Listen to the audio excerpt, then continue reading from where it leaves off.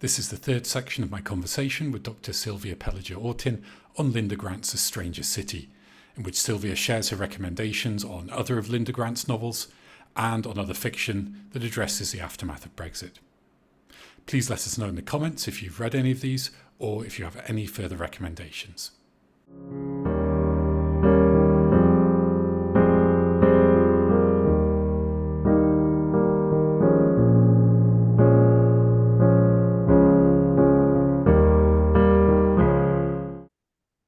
Welcome to the third part of my discussion with Silvia on Linda Grant's A Stranger City.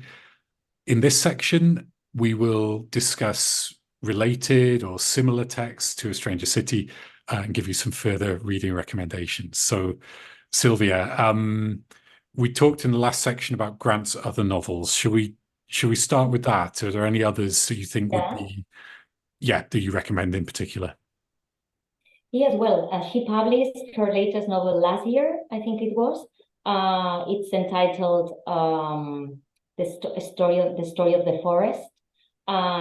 It goes back to her interest in fairy tales, folklore, memory, but I think it's very well crafted, and it has had very good reviews. So I think I would advise reading her latest novel. And of her previous works, well, I like all of them. I really like this writer. For instance, Still Here. Again, it deals with memory, with the generations of survivors of different kinds of traumatic experiences, not only the Holocaust. And also it has Liverpool in the background, which is something that appears in not only in Still Here, but in other novels, because she was born in Liverpool and she comes from a generation of Polish Jewish immigrants into Liverpool. So there is a lot of her personal story there. And also she has some interesting, we could say, liminal writings, because they are not completely fiction, but they are not completely autobiography, in which you can find a lot of her story. For instance, she has Remind Me Who I Am Again. I think this was one of her first publications. It's quite autobiographical, and it has to do with the loss of her mother's memory, and she was suffering from dementia, and how this was like the urge for her to rediscover her family history and her family memories. So you see all that process of how memory works and how transgenerational memory is transmitted. And this is a very common topic in some of her writings. Okay, brilliant. Thank you. Oh, yeah, any more? Yeah, well, apart from Linda Grant, if readers are interested in Brexit, we could say, literature that represents or has to do with Brexit and its effects, I would really recommend Ali Smith's The Seasonal Quartet. Well, this has been like the Brexit novel excellence, we can say. Also, it's written in quite of an experimental tone, so it's very different from Linda Grant. And again, Brexit is there as a mood, it's there in the essence, and it contains many relevant elements that we could analyze. Also, other novels, contemporary novels or recent novels dealing with Brexit could be A.L. Kennedy. This is a writer I also liked a lot. She has a novel that is called Sidious Sweet.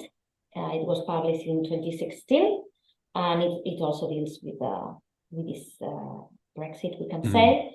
And then, well, we have others that have become very popular, like Jonathan Coe's Number 11, Middle England, is also quite popular, Andrew Marr's Head of State. So, well, now for people interested in seeing how writers are responding to this historical episode, as it's recent, there is quite a group of novels that can be interesting to read.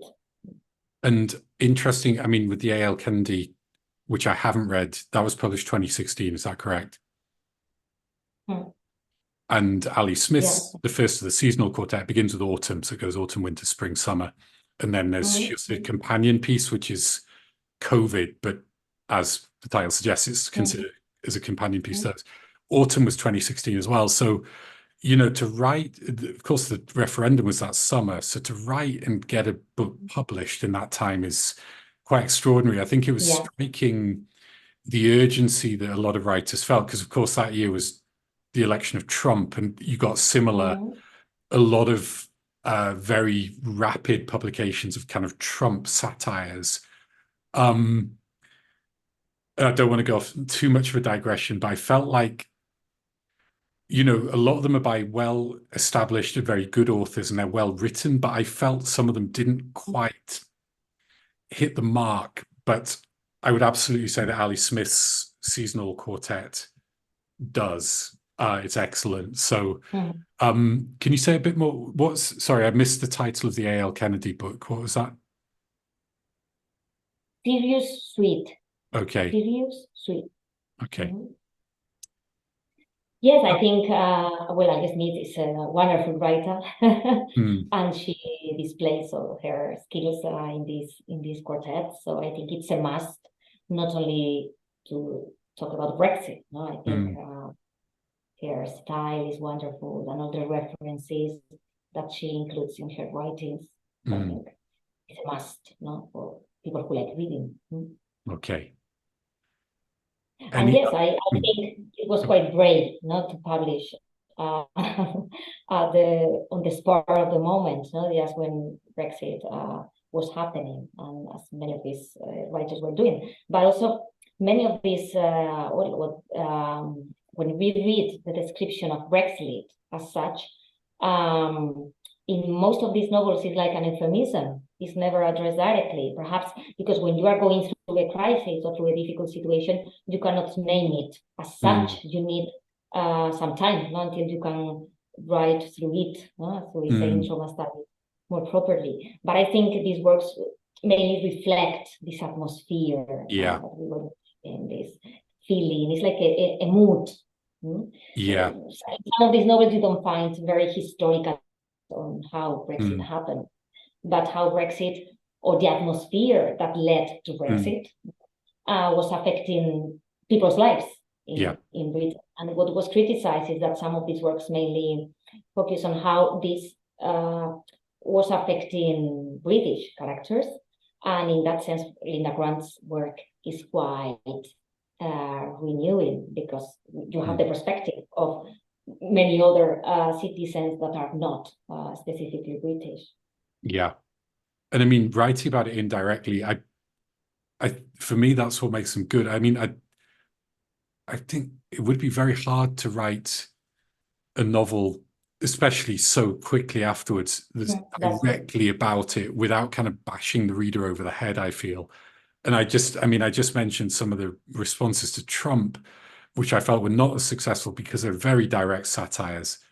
And I think, you know, with Trump, you have the individual to target, and you could, I mean, maybe you could have done something with one of the Brexit figureheads, right? But it almost is too easy a target in one sense.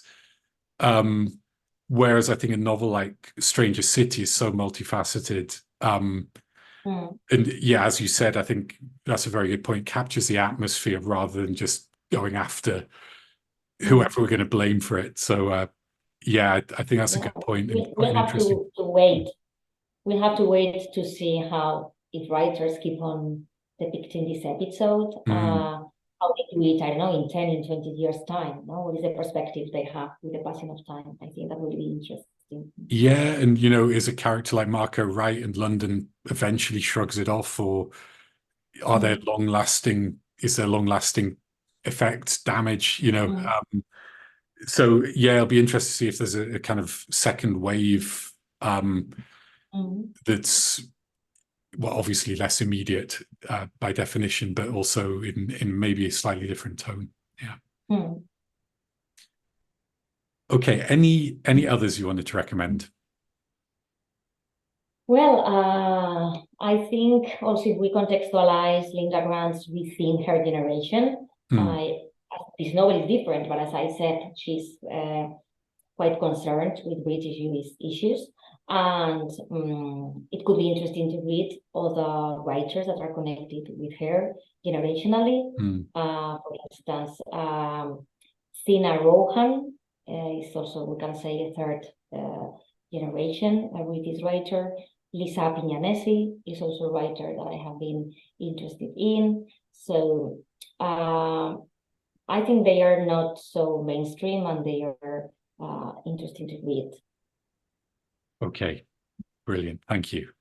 So a lot of possible extra or additional reading for people who enjoyed A Stranger City or are interested in the issues it raises.